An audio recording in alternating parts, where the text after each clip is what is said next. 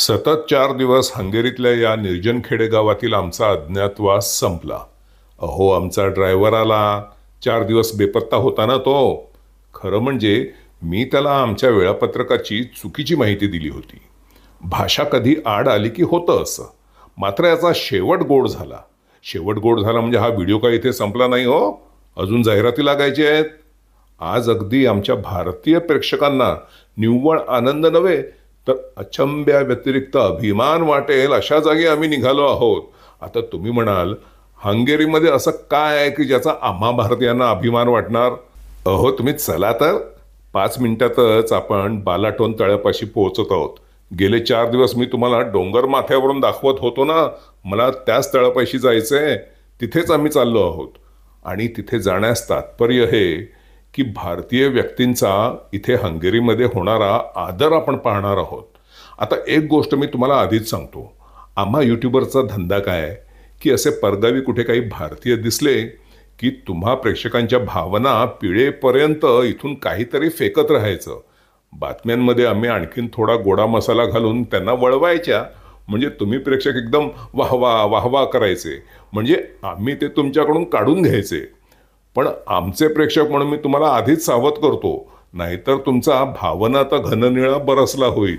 आम्ही आता चालत आहोत या रस्त्याला टागोर प्रॉमनेड असे म्हणतात. हो हो, आपले रवींद्रनाथ टागोर यांचं नाव दिलं आहे या प्रॉमनेडला. प्रॉमनेड हा फ्रेंच शब्द प्रॉमनर म्हणजे चालणे यावरून आला आहे. नागरिकांसाठी निसर्ग सौंदर्य पाहत सहसा अशा समुद्र तीराच्या चालण्याच्या रस्त्याला प्रॉमनेड म्हणतात, जिथे पावलोपावली फेरीवाले नसतात. यामुळे या शब्दाचे मराठीत भाषांतर करणे फार कठीण आहे बुवा. त्यावेळी रवींद्रनाथ टागोर वयाने 65 वर्षांचे असतील.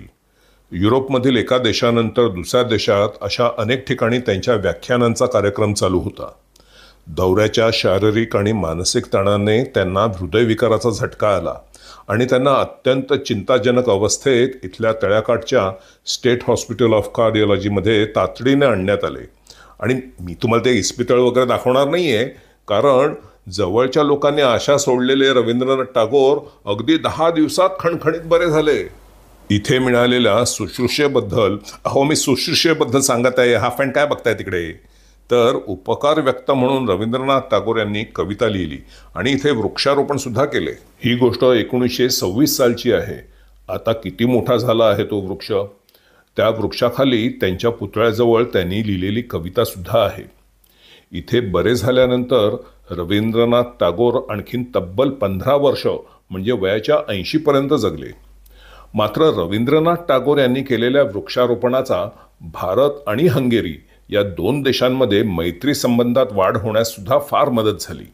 कारण त्यानंतर अनेक भारतीय राजकीय व्यक्तींनी जेव्हा केव्हा हंगेरीला भेट दिली म्हणजे काय ते घेऊन नव्हते आले असं काही खोक्यामध्ये वगैरे, भेट दिली म्हणजे काही कामासाठी वगैरे आले होते, तेव्हा त्यांनी सुद्धा रवींद्रनाथ टागोर यांच्या स्मृतीला किंवा त्यामागील 2 देशांतील संबंध या हेतूसाठी म्हणून इथे वृक्षारोपण केले.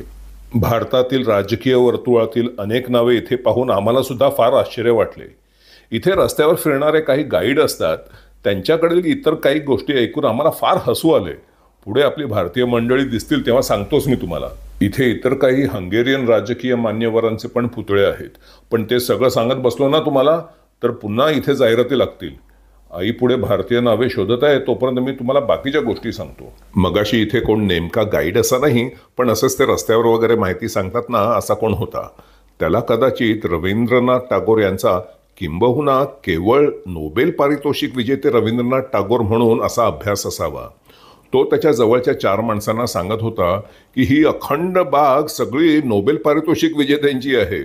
माझ्यासमोर त्यावेळी नेमके राजीव गांधींनी लावलेले झाड होते. मी मनात म्हटलं, राजीव गांधींना कधीच नोबेल पारितोषिक मिळालं? थोडक्यात व्हॉट्सअपमधले गुरु आता बाहेर मोकाट फिरत सुटले आहेत हंगेरीमध्ये. सावध रहा. दुसरी गोष्ट म्हणजे असे पण काही भारतीय इथे येऊन गेले आणि त्यांनी वृक्षारोपण केलं, मात्र त्यांच्या नावाची पाटी किंवा उल्लेख इथे कुठे दिसणार नाही. कदाचित पार्टी बदलणाऱ्यांसाठी इथे पाटी लावत नसावी. आणि इथे वृक्षारोपण केवळ राजकीय क्षेत्रातील व्यक्तींनीच केले आहे असे सुद्धा नाही. काही इतर क्षेत्रातील मान्यवर भारतीयांना पण इथे वृक्षारोपणाचा मान मिळाला आहे. त्यापैकी एक नुकते काहीच वर्षांपूर्वी लावलेले छोटेसे रोप आपल्याला दिसेल. त्यांचे नाव मी तुम्हाला तेव्हाच सांगतो. ताजी बातमी आणि ताजे वृक्षारोपण डोळ्यासमोर पाहिल्यावर काळजात खालवाखालव होते. मात्र इथे एक पाटी मी पाहिली आणि माझ्या हृदयामध्ये भरून आले. त्यांचं नाव इथे असेल अशी मला कल्पना सुद्धा नव्हती. माझ्या आवडत्या व्यक्तिमत्वांपैकी त्या एक, सुषमा स्वराज. आता मी गेले 40 वर्षे इस्रायलमध्ये राहत आहे, त्यामुळे मला त्या कोणत्या पक्षाच्या होत्या ते अजून देखील माहीत नाही. मात्र सुषमा स्वराज यांच्या वक्तृत्व हातोटीमुळे मला त्यांचे बोलणे सतत ऐकत राहावे असे वाटायचे. 10 वर्षांपूर्वी त्या कोण ते सुद्धा मला माहीत नव्हते. 2016 साली सुषमा स्वराज यांनी इस्रायलमध्ये येऊन राष्ट्रपती आणि इस्रायली पंतप्रधान यांची भेट घेतली होती आणि त्यानंतर त्यांनी पॅलेस्टाईनला सुद्धा भेट दिली. खरं म्हणजे पॅलेस्टाईनला भेट देणाऱ्या भारतीय कोण या उत्सुकतेने मी त्यांची ती व्हिडिओ पाहिली होती. पण नंतर त्यांच्या वक्तृत्वाने मी भारावून गेलो. खास करून भारतामध्ये एकदा त्यांनी संस्कृत या विषयावर भाषण केले आहे. इथे आईने इंदिरा गांधीने लावलेल्या वृक्षाला अगदी बिलगून मिठी मारली. भारतामध्ये असताना 2दा-3दा तिची भेट झाली होती इंदिरा गांधींबरोबर. तर तेव्हापासून तिला वाटतं की इंदिरा गांधी म्हणजे जणू काही आपली मैत्रीण. त्यानंतर हे कोवळे झाड पाहून माझे मन खालावून गेले. गेल्या वर्षीच त्यांचा मृत्यू झाला. तबला वादक झाकीर हुसेन. काय वाजवायचे तबला! आई पटकन म्हणाली, झाकीर हुसेन नाही, डॉक्टर झाकीर हुसेन, नीट बघ.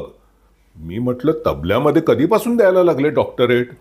आई म्हणाली, तो तबला वादक नाही, डॉक्टर झाकीर हुसेन, भारताचे 3रे राष्ट्रपती. मी म्हटलं, अरे चा, तरी मला वाटलं होतं. असा कसा हो तुमचा इन्फ्लुएन्सर? आणि हे फखरुद्दीन अली अहमद कोण? आई म्हणाली, ते 5वे राष्ट्रपती भारताचे.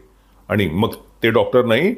नाही, ते भारतरत्न फखरुद्दीन अली अहमद. आईच्या ज्ञानाला मी नमस्कार केला. म्हटलं, आता तुझं सुद्धा वृक्षारोपण इथे व्हायला पाहिजे. आई, आपलं काही तिला सांगा, ती नेहमी तयार. तिला त्या झाडाचं बीज सापडलं. म्हणते, हे माझं झाड, माझं झाड. आणि आम्ही सुषमा स्वराज यांच्याजवळ जागा शोधून आईच्या नावाने बीजारोपण केले. पुढच्या वर्षी तुम्ही कोणी इथे याल आणि सुषमा स्वराज यांच्या शेजारी एक कोवळेसे रोप जर तुम्हाला दिसले तर ते माझ्या आईचे असे समजावे. नंतर बसल्या बसल्या नेहमीप्रमाणे मी मेंदूला खाजवायला सुरुवात केली. त्यामध्ये इंदिरा गांधी किंवा राजीव गांधी व्यतिरिक्त बहुतेकांच्या निधनाच्या कारणात मला एक साम्य सापडले आणि ते म्हणजे हृदयविकाराचा झटका. सुषमा स्वराज, PV नरसिंहराव, फखरुद्दीन अली अहमद, डॉक्टर झाकीर हुसेन यांना तर राष्ट्रपती पदावर असताना हृदयविकाराच्या झटक्याने मृत्यू आला. थोडक्यात आपल्या शामूचा निष्कर्ष काय की रवींद्रनाथ टागोर हृदयविकाराच्या झटक्यानंतर इथे आले आणि बरे झाल्यानंतर वृक्षारोपण करून गेले. आणि त्यानंतर अनेक राजकीय व्यक्ती येथे वृक्षारोपण करून गेल्या आणि नंतर त्यापैकी बहुतेकांचे निधन हृदयविकाराच्या झटक्यामुळे झाले.